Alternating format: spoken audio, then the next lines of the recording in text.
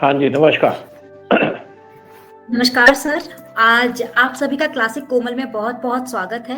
और आज हमारे साथ एक ऐसे शख्स जुड़े हैं जिनको मुझे आइडेंटिफाई करने की जरूरत नहीं है, हर कोई इनको जानता है। 38 सालों का इनका अनुभव रहा है खुफिया एजेंसी में, और इन्होंने my prime minister Narendra Modi foreign visits and के ऊपर बुक्स भी लिखा आज है। हमारे साथ रॉ के ऑफिसर, जिनको हम एक्स रॉ ऑफिसर कह सकते हैं, एन के सूद जी हमारे साथ जुड़े हुए हैं। तो सर, क्लासिक कोमल में आपका बहुत बहुत स्वागत। और इसी के साथ सबसे पहले मैं आपको बुक के लिए कॉन्ग्रेचुलेट करना चाहूंगी। बात करने बैठेंगे तो हमारे पास मुद्दे कम पड़ जाएंगे, लेकिन इनके पास आंसर्स की कभी कमी नहीं होगी। तो इसी के साथ हम छोटा सा सेशन स्टार्ट करते हैं। और सर, सबसे पहले मैं आपसे ये पूछूंगी कि आज रूस, अमेरिका, चीन, तीन महाशक्तियों के आगे भारत कहाँ खड़ा है? देखिए, तीन महाशक्तियां तो हैं, लेकिन भारत की आज पोजीशन बहुत स्ट्रांग है।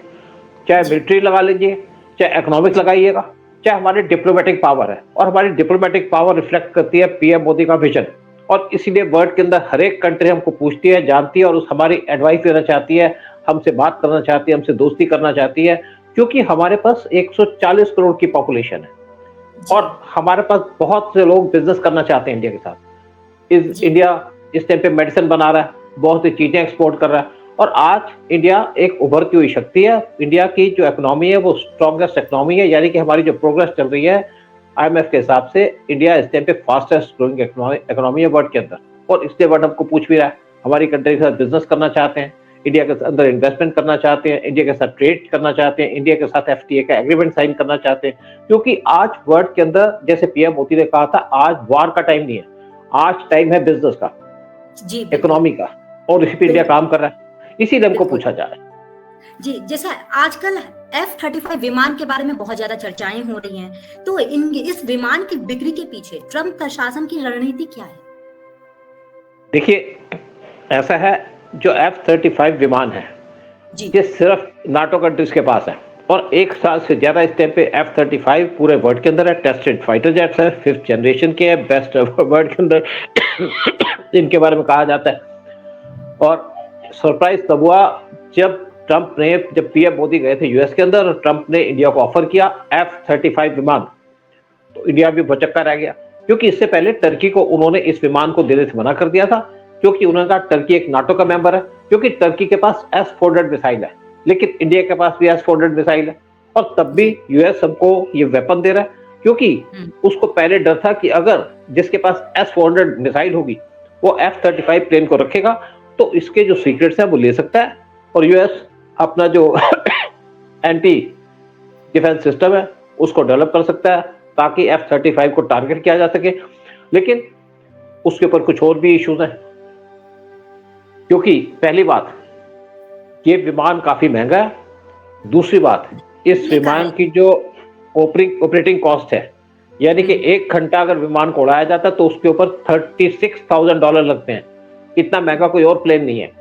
तो इंडिया इसके ऊपर कंसर्न भी है। लेकिन इंडिया के साथ प्रॉब्लम यह है कि इंडिया के पास इस टाइम पे 31 स्क्वाड्रन है, और इंडिया को जरूरत था 42 स्क्वाड्रन की।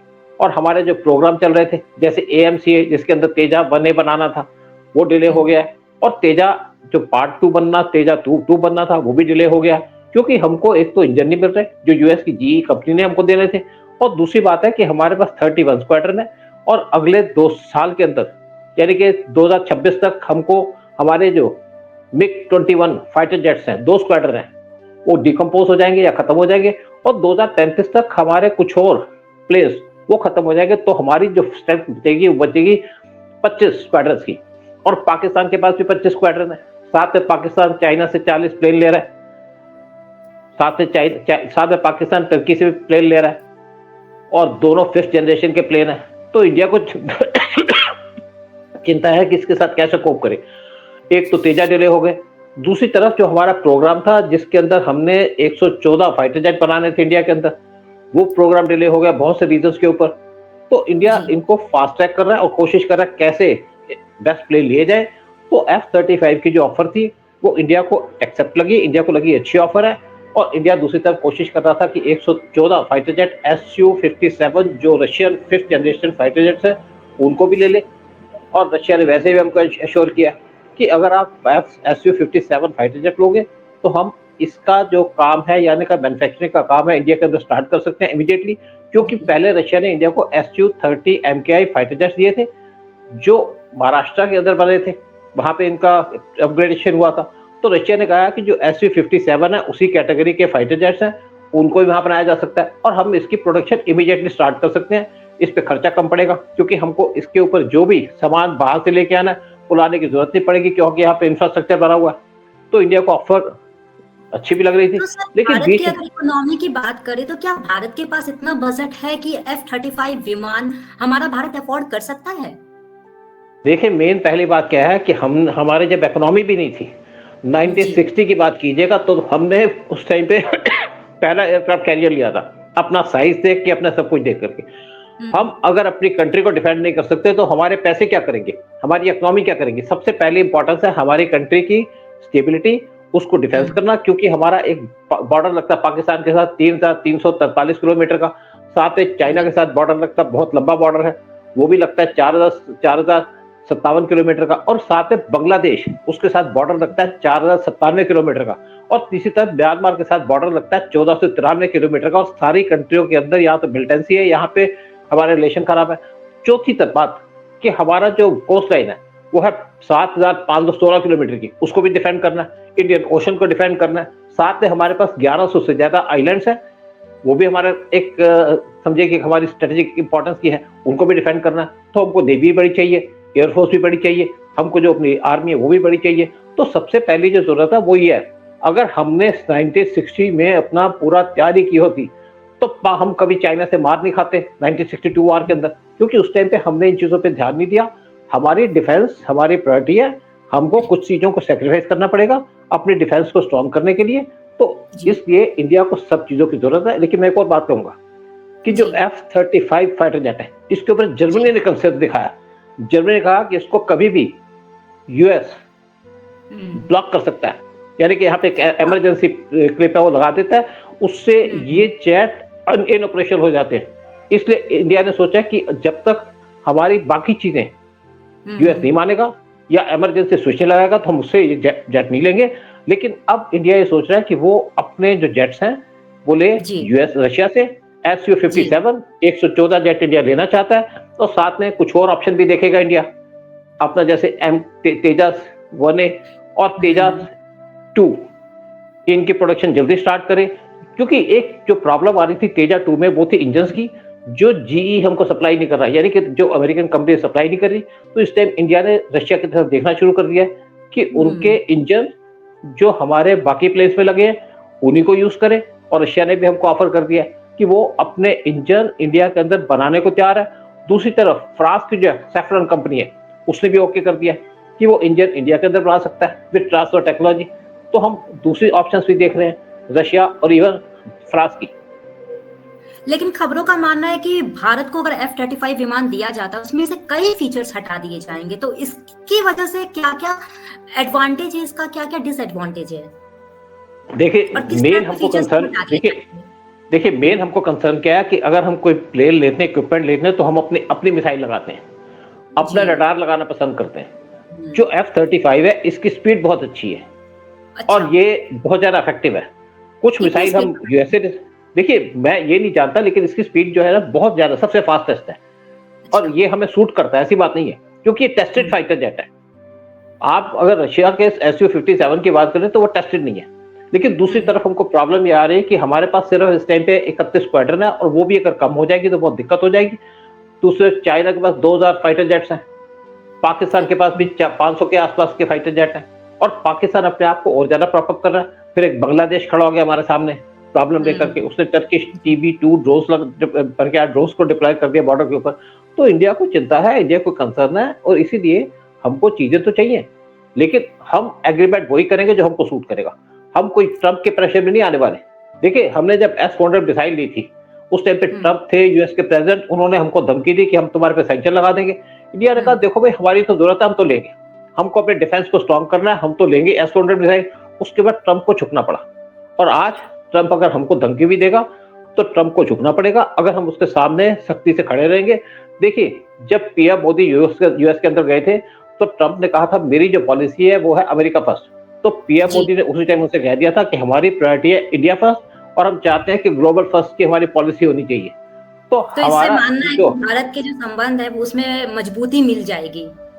देखिए मजबूती क्या है, मेन होता है कि ट्रंप ने एक और बात की है कि Modi is a very strict, मतलब अपनी डिस्कशन के अंदर बहुत ज्यादा स्ट्रिक्ट है, अपने नेशनल जी। इंटरेस्ट को देखते हैं। इसीलिए पुतिन हमको सपोर्ट कर रहा है। पुतिन कहता है कि हम अच्छा। इंडिया को आत्मनिर्भर बनाना चाहते हैं। ट्रंप को भी लाइन पे आना पड़ेगा। हम कोई उससे इनजेन्युइन डिमांड नहीं कर रहे यूएस से, हम उनसे जेन्युइन बात कर रहे हैं। क्योंकि देखिए हमारे पास 60% इक्विपमेंट इस टाइम पे रशियन ओरिजिन के हैं और हम यूएस के ऊपर डिपेंड, रशिया के ऊपर डिपेंडेंट भी है और रशिया हमारे साथ हमेशा खड़ा भी रहा है हर एक टाइम में। आप 1965 का वार ले लीजिए, आप 1971 का वार ले लीजिएगा, कारगिल वार ले लीजिएगा, क्या उसके बाद जब भी इंडिया को जरूरत पड़ी तो रशिया ने हमें कोई धोखा नहीं दिया, लेकिन यूएस ने हमको हर एक बार धोखा दिया। तो इसलिए हम यूएस से बिजनेस करेंगे, लेकिन ध्यान से करेंगे, सोच समझ के करेंगे। हम तो उसके भारत किसी की ट्रैप क्या में क्या नहीं आएंगे। मांगे हैं? भारत की देखिए क्या क्या भारत मांगे हैं? देखिए भारत बेसिकली, भारत को बहुत सी चीजें चाहिए इस टाइम पे भी। वर्ड क्यों भारत के पास आ रहा है? क्योंकि हमको बहुत डिफेंस इक्विपमेंट चाहिए जो अमेरिका देने को तैयार भी है। और ट्रंप ने ये कहा कि इंडिया रशिया से इक्विपमेंट ना ले बल्कि हमारे से ले, क्योंकि वो अपने इक्विपमेंट भेजना चाहते हैं। देखिए जितने भी यूरोपियन कंट्रीज हैं, इनकी क्या इकोनॉमी है? इनकी इकोनॉमी पहले तो डिपेंड करती है डिफेंस एक्सपोर्ट्स के ऊपर। तभी तो फ्रांस हमको सपोर्ट करता है, तभी तो यूएस यूके हमें सपोर्ट करता है, तभी तो जर्मनी हमारे साथ बिजनेस करने को तैयार होता है, क्योंकि हमको चीजें चाहिए भी और हम उनको यूज भी कर सकते हैं, हम इंपोर्ट भी करेंगे, पैसा भी दे सकते हैं। पाकिस्तान के साथ तो कोई बिजनेस करना नहीं आता, क्योंकि पाकिस्तान एक तो पैसा नहीं दे पाएगा और इंडिया पैसा भी देगा। हमारे पास इस टाइम पे रिजर्व है $700 बिलियन के, और हम पैसा भी दे सकते हैं, बिजनेस भी कर सकते हैं, और हम पूरे वर्ल्ड के साथ हाथ मिलाकर चल भी सकते हैं। आज आप देखिए यूरोपियन यूनियन के प्रेसिडेंट इंडिया के अंदर विजिट की और साथ में उनसे कहा कि हम इंडिया के साथ एफटीए का एग्रीमेंट करना चाहते हैं। इंडिया भी चाहता है, यूएई के साथ हमने एफटीए का एग्रीमेंट साइन कर दिया, हमारा बिजनेस बहुत ज्यादा बढ़ गया। इवन रशिया हमारे साथ एफटीए का बिजनेस करके बहुत ज्यादा हमारे एक्सपोर्ट इंपोर्ट हो रहे हैं। तो सब कंट्रियों के साथ, सब कंट्रियां इंडिया की तरफ देख रही हैं हमारी इकोनॉमी को देख करके। आज इंडिया वर्ल्ड की 5वीं बेस्ट इकोनॉमी है और बहुत जल्दी चौथी बन जाएगी जर्मनी को टॉपल करके। तो इंडिया की जो देखिए आज क्या है कि जो देखिए पुराने जमाने में क्या होता था, पुराने जमाने में जो बिजनेस होता था पैसे नहीं चलते थे, ट्रेड चलती थी चीजों के ऊपर। जैसे काली मिर्च यहाँ से ले गए तो हमें कुछ सामान दे गए। आज पैसे तो चलते हैं लेकिन चीजें इंपोर्ट एक्सपोर्ट होती रहती है। जो हमारी मतलब की चीजें हम लेंगे, जो उनके मतलब की चीजें वो देंगे। जैसे बहुत सी कंट्रीज को हम राइस, आटा, दाल, चावल सप्लाई करते हैं और बहुत सी कंट्री से हम दाल को इंपोर्ट भी करते हैं। अफ्रीका के अंदर जो उड़द की दाल है वो इंपोर्ट करते हैं। हमने वह पैसे दिए थे कि आप दाल उगाओ, हमें भेजो। इंडिया को जरूरत पड़ती है इस टाइम पे ऑयल की, वो भी इंडिया ले रहा है। रशिया के ऊपर जब सैंक्शन लगाती तो तब भी इंडिया ने रशिया से ऑयल खरीदा और आज भी खरीदेगा। लेकिन खबरों का ये मानना है कि जर्मनी को 2026 तक F-35 विमान दे दिया जाएगा। इस बात में कितनी सच्चाई है? देखिए जर्मनी को दे तो हमें कोई फर्क नहीं पड़ता, जर्मनी को हमारे लिए थ्रेट नहीं है। लेकिन जर्मनी के साथ दिक्कत यह है कि जर्मनी को लगता है कि F-35 विमान के अंदर कुछ स्विच लगा हुआ है जिसको यूएस कंट्रोल कर सकता है। और यही बात हमें की थी रशिया ने कहा था कि अगर F-35 विमान यूएस से खरीदोगे तो वो आपकी सिक्योरिटी को कॉम्प्रोमाइज कर देगा, क्योंकि अमेरिका कहता है कि अगर हम आपको F-35 विमान देंगे तो हम उसका इंस्पेक्शन भी करेंगे ताकि इसको कोई रशियन ना यूज कर ले। लेकिन जब डील होगी तो देखा जाएगा कैसी डील होती है और हम सोच समझ के डील करेंगे। ये तो है नहीं कि यूएस हमको ऑफर कर दे। प्रभाव पड़ेगा। आपने सिक्योरिटी की बात की, किन तरह की सिक्योरिटी पर असर पड़ेगा? देखिए बेसिकली क्या है कि हमारे डिफेंस फोर्सेस को बहुत ज्यादा जरूरत है, क्योंकि जैसे मैंने कहा कि हमारे लैंड का एरिया बहुत ज्यादा है। हमारा बॉर्डर के आसपास सारी की सारी जो कंट्री है, ज्यादातर कंट्री हमारी ऑफेंसिव कंट्री है। पहले लोग कहते थे पाकिस्तान एनिमी नंबर 1 है, लेकिन आज चाइना एनिमी नंबर 1 माना जाता है। चाइना सिर्फ हमको बॉर्डर पे तंग नहीं कर रहा, चाइना इवन हमारे सी के अंदर हमको थ्रेटन करने की कोशिश कर रहा है। क्योंकि सारी की सारी जो चाइनीज स्टेट पास करती है इंडियन ओशन से पास करती है, 80% चाइनीज स्टेट पास करती है इंडियन ओशन से और मलक्का स्टेट से जाकर के साउथ चाइना सी में चली जाती है। तो चाइना इंडिया को घेरने के चक्कर में भी था सी के अंदर। इसीलिए इंडिया ने एक और प्लान किया, बहुत बड़ा प्लान है, यानी कि हमारे पास 2 एयरक्राफ्ट कैरियर है, चाइना के पास भी 2 हैं, चाइना 3rd बना रहा है, लेकिन इंडिया भी 3rd बनाने की कोशिश कर रहा है इस टाइम पे। साथ में चाइना के पास 70 सबमरीन है, हमारे पास 18 है, और इंडिया ने एक बहुत बड़ा बजट रखा है इस टाइम पे $31 बिलियन का, जिसके अंदर 25 सबमरीन बनाई जाएंगी इंडिया के लिए, इंडियन नेवी के लिए, और इंडिया अपनी नेवल स्ट्रेंथ को भी इंक्रीज कर रहा है चाइना को देखते हुए, और दूसरी तरफ पाकिस्तान को से भी हमें खतरा है, लेकिन मेन खतरा इस टाइम पे इंडिया को है चाइना की तरफ से। तो किन किन नेबर्स को देगी? जैसे अभी आपने बात की इंडिया कुछ नेबर्स को शेयर करेगी, तो उनमें कौन कौन से देश शामिल है? नहीं, शेयर तो कुछ नहीं करेंगे, शेयर क्या करेंगे हम, मतलब मेन हमें जो रिस्क है इन दोनों कंट्री से, क्योंकि बड़ी बड़ी कंट्री है, और चाइना जो है वो पाकिस्तान को सपोर्ट करता है, पाकिस्तान को एयरक्राफ्ट कैरियर देता है, एयरक्राफ्ट देता है, साथ में पाकिस्तान को वो दे रहा है हैंगोर क्लास 8 हैंगोर क्लास सबमरीन, ताकि इंडिया को दोनों तरफ से घेरा जा सके। तो इंडिया को इस टाइम पे दोनों तरफ से तैयारी करनी पड़ती है टू फ्रंट वार की। जो हमको 42 पैटर्न चाहिए अपनी एयरफोर्स की, वो इसलिए चाहिए कि हमारे पास टू फ्रंट वार की तैयारी हो। F-35 जो भारत ले रहा है ये विमान, इनमें किन चुनौतियों का सामना करना पड़ेगा भारत को? देखिए, लेने की बात अभी नहीं है, अभी तो सिर्फ हम इनिशियल बात कर रहे हैं जी। अगर अमेरिका हमारी बात मानता है, पहले जो स्विच की बात हुई है, जो जर्मनी उठाई है, उस पर हमको क्लैरिफिकेशन चाहिए। दूसरी बात है कि अमेरिका की क्या कंडीशन है, क्योंकि उसने टर्की को मना कर दिया था कि तुम्हारे पास S-400 मिसाइल है तो हमको F-35 नहीं देंगे। अगर अमेरिका इस कंडीशन को वेव करता है तभी हम लेंगे, या कहां पे उनको डिप्लॉय किया जा सकता है। देखिए, जो हमारी S-400 मिसाइल है वो लगेंगी पाकिस्तान के बॉर्डर की तरफ या चाइना के बॉर्डर की तरफ। हमने 5 बैटरीज ली है S-400 मिसाइल की, लेकिन ख्याल रख सकते हैं, कैसे ख्याल रखा जाए, अगर अमेरिकन प्लेन्स को लेंगे तो कहां उनको रखा जाए, कहां डिप्लॉय किया जाए, ताकि अमेरिका को ऑब्जेक्शन ना हो। लेकिन हमको अपनी सिक्योरिटी के लिए जो सामान चाहिए वो तुम लेंगे, और अगर अमेरिका को ऑब्जेक्शन होगी तो हमारे पास दूसरी ऑप्शन है। लेकिन इस टाइम पे इंडिया की पोजीशन थोड़ी खराब है, टाइट पोजीशन है एयरक्राफ्ट को लेकर, क्योंकि उसके अपने प्रोजेक्ट डिले हो गए। आपने किल स्विच की बात की, तो ये किल स्विच क्या है? देखिए, किल स्विच है कि इसके ऊपर पूरा कंट्रोल रहता है अमेरिका का। अच्छा। उसको अगर ऑफ कर देगा तो हमारा प्लेन एक खिलौना बन के रह जाएगा, हम उसको ऑपरेट नहीं कर पाएंगे। इसी चीज की हमको क्लैरिफिकेशन चाहिए होगी अमेरिका से कि क्या वो किल स्विच लगाएगा, क्या इसको हटाएगा। और दूसरी बात है कि क्या अगर हमारे पास S-400 मिसाइल है तो अमेरिका हमको ये प्लेन देगा तो किस कंडीशन पे देगा। बाकी हमारे पास कोई इशू नहीं है, हम प्लेन ले सकते हैं, ऑपरेट कर सकते हैं, क्योंकि हमारी डिफेंस हमारे लिए सबसे इंपॉर्टेंट है। हमारी कंट्री की जो डिफेंस है हमारे लिए बहुत प्रायर है, पहली प्रायोरिटी हमारे लिए। और अगर भविष्य में भारत F-35 विमान ले लेता है तो जो भी पड़ोसी देश है, इसमें भारत का उन लोगों के साथ क्या संबंध पर असर पड़ेगा? देखिए, अगर हमारे पास बेस्ट प्लेन होंगे तो हम पाकिस्तान को चैलेंज कर सकेंगे जी। क्योंकि F-35 पाकिस्तान के किसी रडार पे नहीं आएगा, एक तो ये फायदा है। और दूसरी बात, हमारे पास बहुत से मिसाइल्स हैं, जैसे हमने रशिया से R-37M मिसाइल ली है, एयर टू एयर मिसाइल है। ये मिसाइल की रेंज है 350 से 400 किलोमीटर की। तो ये मतलब अपने बॉर्डर, हमको बॉर्डर भी क्रॉस नहीं करना पड़ेगा, और पाकिस्तान के प्लेन या चाइना के प्लेन को हम गिरा सकते हैं। इसीलिए चाइना और पाकिस्तान डिस्टर्ब्ड है। इवन रशिया ने हमको कहा है कि अगर आप Su-57 फाइटर जेट लोगे तो हम आपको R-37M मिसाइल देंगे, और हम उसे ले भी सकते हैं। लेकिन हमारे पास सिस्टम पे सारी ऑप्शन है कौन कौन से फाइटर जेट लेने हैं, क्या क्या करना है। और हमारे पास सिस्टम पे टाइम की शॉर्टेज है, क्योंकि ये प्रोजेक्ट काफी डिले हो गए। जब कांग्रेस का टाइम था तो 10 साल तक कोई काम नहीं किया गया। मोदी के आने के बाद मोदी ने जो पहला काम किया वो 2016 में फ्रांस से 36 फाइटर जेट खरीदे, 2 स्क्वाड्रन थी। उसके बाद इंडिया ने सोचा कि हमारा अपना प्रोजेक्ट स्टार्ट हो जाएगा तेजस का, लेकिन वो डिले हो गया। और इंडिया का इवन जो प्रोग्राम था फाइटर जेट खरीदने का 114, उसके ऊपर कुछ ना कुछ चेंजेस होती रही। लेकिन अब इंडिया ने सोच लिया कि हमको प्लेन तो खरीदने हैं तो जल्दी से जल्दी खरीदेंगे, चाहे हम यूएस से खरीदें, लेकिन हम मेन डील करेंगे रशिया के साथ, उनके Su-57 फाइटर जेट की। लेकिन F-35 की क्या विशेषताएं हैं इस प्लेन की? देखिए, प्लेन बेस्ट माना जाता है वर्ल्ड के अंदर, 5th जनरेशन का प्लेन है, रडार इसको आइडेंटिफाई नहीं कर सकता, मेन तो ये चीज है। और अगर ये प्लेन पाकिस्तान के अंदर घुस गया तो पाकिस्तान को पता भी नहीं चलेगा कि प्लेन कब आया, कब मार के चला गया। एयर टू एयर तो ठीक है, हमारे पास बाकी दूसरे मिसाइल्स भी हैं। हमने कुछ मिसाइल खरीदी हैं आप फ्रांस से, जिनकी बहुत लंबी रेंज है, मतलब एयर टू ग्राउंड मिसाइल है हमारे पास। तो हमने खुद भी बहुत सी चीजें डेवलप की है। तो मेन ये है कि 5th जनरेशन की क्या जरूरत पड़ती है आजकल, क्योंकि 5th जनरेशन प्लेन अगर आपके बॉर्डर के अंदर घुसेगा तो आपको पता भी नहीं चलेगा, और वही हमको चाहिए। मतलब हमारा प्लेन आपको स्ट्राइक करके वापस आ जाए और आप बैठे देखते रहे कौन मार के चला गया, कौन चला गया। इस विमान की इलेक्ट्रॉनिक युद्ध क्षमता कितनी है? देखिए बेस्ट है वर्ल्ड के अंदर।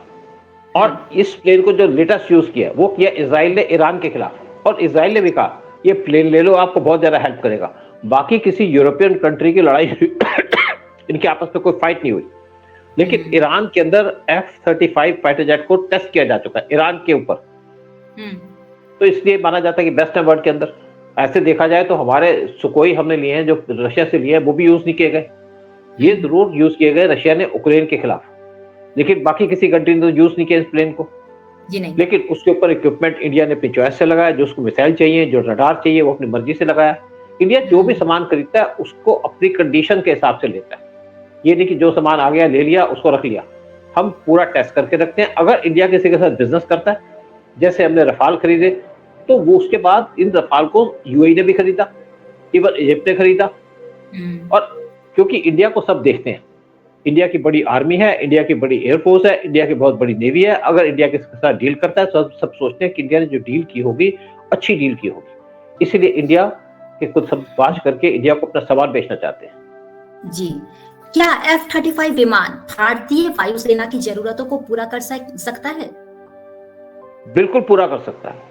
देखिए पहली जो हमारी रिक्वायरमेंट है वो है 5th जनरेशन फाइटर जेट की बेस्ट, और बेस्ट यही है।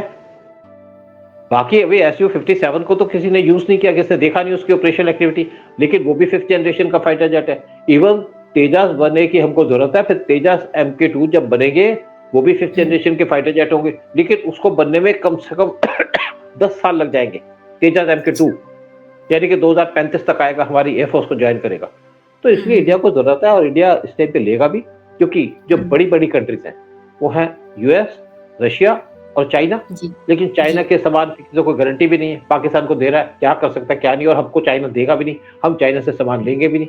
तो हमारे पास इस टाइम पे जो ऑप्शन है वो सिर्फ 3 कंट्री की है, रशिया, US, फ्रांस। वैसे तो यूरो फाइटर उन्होंने भी इंडिया को ऑफर किया, लेकिन मेन प्रॉब्लम क्या है कि हम यूरो की तरफ जाना पसंद नहीं करेंगे, क्योंकि हमारे पास एक तो रशियन फाइटर जेट्स हैं, तो हमारे पायलट्स को उनकी पूरे एक्लेमेटाइज हैं। उसके साथ में हमारे पास फ्रांस के मिग 2000 थे, फिर फ्रांस के रफाल फाइटर जेट है हमारे पास, फिर रफाल हम अभी 26 रफाल M फाइटर जेट अपनी नेवी के लिए खरीद रहे हैं। तो इंडिया मेनली कंसर्न करना चाहेगा फ्रांस और रशिया की तरफ, लेकिन US का जो फाइटर जेट है बेस्ट है, इसलिए इंडिया US के फाइटर जेट को रखना भी चाहेगा। और दूसरी बात है कि जब हम किससे डिफेंस की डील करते हैं तो हमारी एक डिप्लोमेटिक रिलेशन भी डेवलप होते हैं उस कंट्री के साथ। तो इंडिया US के साथ अच्छे रिलेशन भी मेंटेन करना चाहेगा, क्योंकि इंडिया अगर आज वर्ल्ड के अंदर गुंडा है तो सिर्फ US है, उसको भी हम प्लीज करना चाहेंगे, लेकिन किसी को प्लीज करने के लिए अपनी सिक्योरिटी को कॉम्प्रोमाइज नहीं करेंगे। अगर भविष्य में भारत को ये विमान मिल जाता है तो इसको राजनीतिक और कूटनीतिक का किन तरह का सामना करना पड़ेगा? देखिए ऐसा है कि जब हमने फ्रांस से मिराज 2000 खरीदा था 1980s में, तो उस टाइम के हमको ऑफर किया गया था कि आप 12 फाइटर जेट खरीदिए फ्रांस से, और फ्रांस आपको इंटरनेशनल सपोर्ट देगा। तब से फ्रांस, क्योंकि फ्रांस एक तो परमानेंट मेंबर है UN का, तब से फ्रांस हमको सपोर्ट दे रहा है, और फ्रांस हमको हर एक इंटरनेशनल फोरम पे सपोर्ट दे रहा है। जब हमने बम ब्लास्ट किए थे 1974 में, उसके बाद जब 1998 में वाजपेयी के टाइम हमने बम ब्लास्ट किए, वो जब न्यूक्लियर बम ब्लास्ट किया था, तो तब US हम पे सैंक्शन लगाना चाह रहा था, लेकिन रशिया और फ्रांस ने इंडिया को सपोर्ट किया, और फ्रांस और रशिया तब से आज तक इंडिया को सपोर्ट कर रहे हैं। तो ये बहुत बड़ी डिप्लोमेटिक चीज है, बहुत बड़ी जरूरत है। जैसे पीएम मोदी फ्रांस और रशिया सपोर्ट कर रहा है, तो फ्रांस किस तरह से सपोर्ट कर रहा है? फ्रांस आपको डिप्लोमेटिक सपोर्ट दे रहा है, UN के अंदर सपोर्ट दे रहा है। अगर आपके खिलाफ कोई मूवमेंट चलती है तो फ्रांस हमारे साथ खड़ा होता है।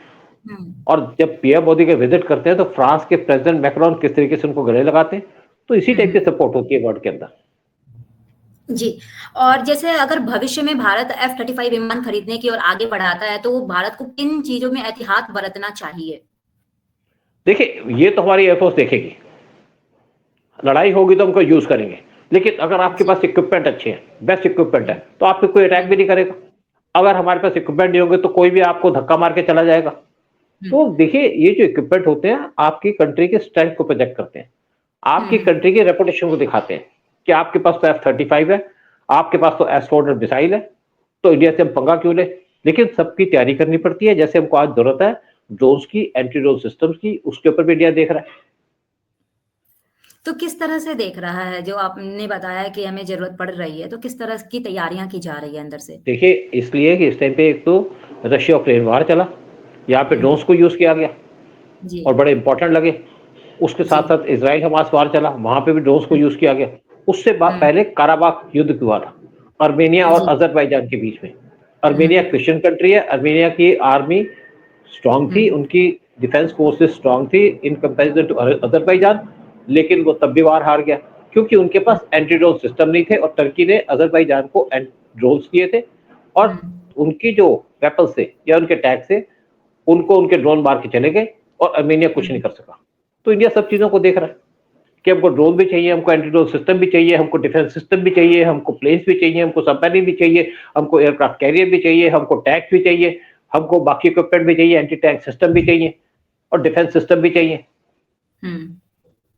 और भारत ये विमान लेता है तो भारत के इकोनॉमी बजट पर कितना असर पड़ेगा?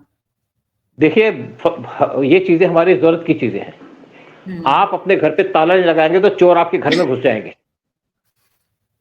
तो ये सब चीजें देख के चलनी पड़ती है। पाकिस्तान ने जब न्यूक्लियर ब्लास्ट किया था, उसने कहा जी हम घास खा लेंगे लेकिन न्यूक्लियर बम बनाएंगे, जबकि उसको कहीं से खतरा नहीं था।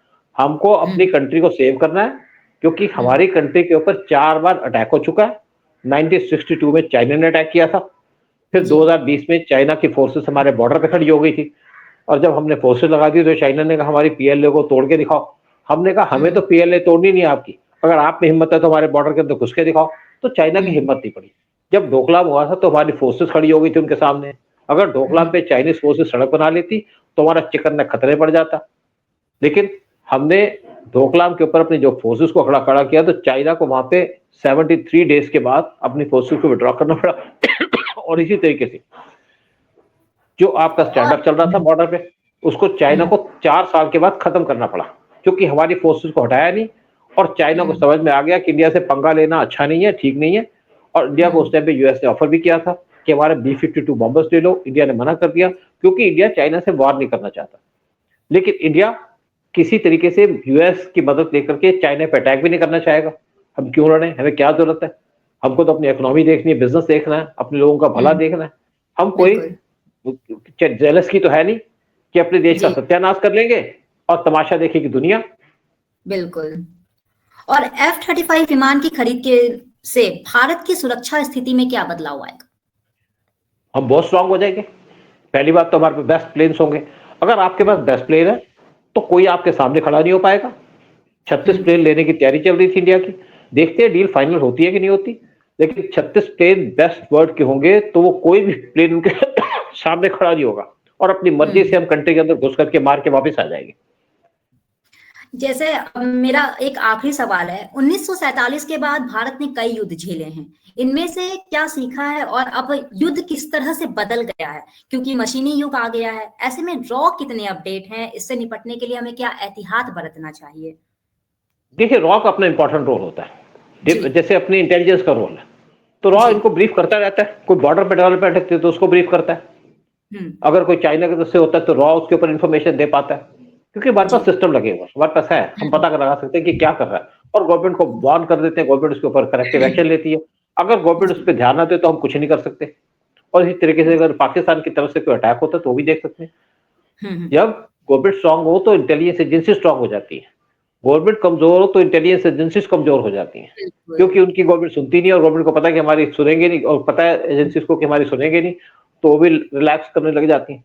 इवन हमारी आर्मी इसी तरीके से बिहेव करती है। जब मनमोहन सिंह की गवर्नमेंट थी तो पाकिस्तानी हमारी कंट्री के अंदर हमारे आर्मी के लोगों के सिर और प्राइवेट पार्ट्स काट के चले जाते थे। हम देखते रहते थे क्योंकि आर्मी को ऑर्डर नहीं थे। इवन चाइना हमारे एरिया में घुस जाता था, लेह लद्दाख और अरुणाचल प्रदेश के अंदर एरिया में घुस करके 20-25 दिन तक बैठ जाते थे, चले जाते थे। लेकिन अब अगर चाइना हमारे एरिया में घुसता है तो हमारी आर्मी को ऑर्डर है कि शूट एट साइट और वो भाग जाते हैं। इसी तरीके से पाकिस्तान की हिम्मत नहीं है इंडिया के अंदर देखने की। तो बेसिकली एजेंसीज का काम यही होता है कि गवर्नमेंट को बताएं, फोरवार्न करें सिचुएशन का, और गवर्नमेंट का ड्यूटी बनती है कि उसके ऊपर देखें क्या एक्शन लेना चाहिए उनको। आपके अनुभव से भारत की सुरक्षा के लिए सबसे बड़ी चुनौती क्या है आज के समय में? देखिए चुनौतियां तो सब तरफ है और चुनौतियां आज कोई चुनौती खत्म नहीं होते, चुनौती तो चेंज होती रहती है, सिचुएशन चेंज होती रहती है। हमारे पास इस टाइम पे बहुत चीजों की कमी है। जैसे हमारे जैसे पास जो सबसे ज्यादा चुनौती आ रही है वो आ रही है चाइना की तरफ से। जी 2008 से पहले इंडिया मानता था कि पाकिस्तान एनिमी नंबर 1 है, लेकिन 2008 के बाद इंडिया ने मान लिया कि पाकिस्तान नहीं, चाइना एनिमी नंबर 1 है। जी चाइना अब नेवी एक्सपेंड कर रहा है। चाइना के पास 70 सबमरीन है। हम्म चाइना के पास सबसे बड़ी नेवी है। चाइना के पास 3 एयरक्राफ्ट कैरियर है और चाइना जी 2035 तक 5-7 एयरक्राफ्ट कैरियर बनाना चाहता है। वो सबसे बड़ी चुनौती हमारे लिए कि कैसे, अगर उनके पास जैसे उनके पास शिप्स होंगे, नेवीज होंगे, एयरक्राफ्ट कैरियर होंगे तो कहाँ घुमाएगा? इंडियन ओशन से पास करेगा ना वो। साउथ चाइना सी जी से आएगा, इंडियन ओशन के अंदर आएगा, तो हमें भी तैयारी करनी पड़ेगी उसको काउंटर करने के लिए। हम्म। आप आपके अनुभव से आप थोड़ा अपना एक्सपीरियंस बता सकते हैं कि अपने आने वाली पीढ़ियों के लिए क्या मैसेज है? नहीं, पीढ़ियों के लिए मैसेज ये है कि यहाँ पे अच्छी गवर्नमेंट हो जो अच्छे तरीके से कंट्री को चला सके। बहुत से प्राइम मिनिस्टर है हमारी कंट्री के अंदर, लेकिन 2 प्राइम मिनिस्टर हमारी कंट्री के अंदर बेस्ट हैं। एक थी इंदिरा गांधी, जिसने हमेशा नेशनल इंटरेस्ट देखा। मैं इमरजेंसी लगाने की बात नहीं कर रहा, वो तो उस टाइम पे डीप स्टेट उनको टारगेट कर रही थी। दूसरे पीएम मोदी, जैसे उन्होंने कंट्री को आगे बढ़ाया। इंदिरा गांधी ने पाकिस्तान के 2 टुकड़े किए थे 1971 में, क्या कोई आज कर सकता है? पीएम मोदी ने कंट्री को अच्छे से डिफेंड करके रखा हुआ है, अपनी फोर्सेस को स्ट्रांग करके रखा है, अपनी इकोनॉमी को स्ट्रांग करके रखा है, इंडिया की रेपुटेशन वर्ल्ड के अंदर बढ़ा के रखी है। तो ऐसे प्राइम मिनिस्टर चाहिए। अगर प्राइम मिनिस्टर अच्छा होगा या लीडर अच्छा होगा तो तब आप सारी चीजों में प्रोग्रेस भी करेंगे, क्योंकि हमें चाहिए कंट्री के अंदर विजनरी प्राइम मिनिस्टर। अगर आज राहुल गांधी को बिठा दे तो देश का भट्ठा बैठ जाएगा। केजरीवाल जैसे दिल्ली के अंदर बैठ करके भट्ठा फिटा गए दिल्ली का, तो क्या इनसे एक्सपेक्ट करोगे? लेकिन बिल्कुल बहुत से लोग ऐसे हैं जो पीएम की गद्दी पे बैठे, देश को लुटवा दिया उन्होंने। एक पीएम तो हमारी कंट्री का सोर्स बना हुआ था रशिया का। जी तो बहुत सी चीजें तो हैं। जी तो देश की सुरक्षा में किस तरह से सुधार किए जाना चाहिए? तो सुधार तो गवर्नमेंट कर ही रही है, इससे बोल के एक्सपेक्ट करेंगे? कुछ हमारे पास नई कोई चीजें आपकी तरफ से अपडेट होना चाहिए। नहीं, लेटेस्ट इक्विपमेंट है हमारे पास। लेटेस्ट इक्विपमेंट खरीद रहे हैं, 2 एयरक्राफ्ट कैरियर है, तीसरा बना रहे हैं, 18 सबमरीन है, 21 सबमरीन बना रहे हैं, 31 बिलियन डॉलर देके के 25 सबमरीन बनाई जा रही है, न्यूक्लियर सबमरीन बनाई जा रही है। देखिए सुरक्षा के लिए देश में पीएम मोदी जैसा आदमी नहीं है। जो काम कर रहे हैं अपने मर्जी से कर रहे हैं, अच्छे से किया जा रहा है, देश को टाइम डिवोट करते हैं। तो इसको हम क्या एडवाइस कर सकते हैं? हम इनको सूरज को क्या शीशा दिखाएंगे, क्या रोशनी दिखाएंगे सूरज को? ये तो सूरज है जो देश को चला रहे हैं, जो देश को प्रोग्रेस कर रहे हैं। जी हमारे देश में कई सर्जिकल स्ट्राइक्स भी हुए, तो इसको लेकर आतंकवाद और साइबर हमलों से निपटने के लिए हमारे देश में भविष्य में क्या रणनीति अपनानी चाहिए? देखिए सर्जिकल स्ट्राइक होते हैं जब जरूरत पड़ती है। पहली सर्जिकल स्ट्राइक हुई थी 2015 में म्यांमार के खिलाफ, जब हमारे 32 सैनिकों को मार करके मिलिटेंट चले गए थे म्यांमार के अंदर। हमने सर्जिकल स्ट्राइक की थी जून 2015 में। फिर जब आपका उरी अटैक हुआ, जिसकी इंफॉर्मेशन हमारे पास थी, तो हमने तब भी सर्जिकल स्ट्राइक की पाकिस्तान के खिलाफ। उसके बाद जब जब आपका पुलवामा अटैक हुआ, तब भी हमने सर्जिकल स्ट्राइक की। देखिए जब जरूरत पड़ती है सर्जिकल स्ट्राइक करनी पड़ती है, और करने के लिए गवर्नमेंट का विजन चाहिए, गवर्नमेंट के अंदर स्ट्रेंथ चाहिए, तभी ये काम हो सकते हैं। जी सर, बहुत बहुत धन्यवाद हमसे जुड़ने के लिए और हम अपना इतना कीमती वक्त हमारे साथ साझा करने के लिए बहुत बहुत धन्यवाद सर। क्लासिक ओपन में आपका बहुत बहुत धन्यवाद। बहुत बहुत शुक्रिया आपका। Thank you sir. Like and subscribe. Like and subscribe. Like and subscribe.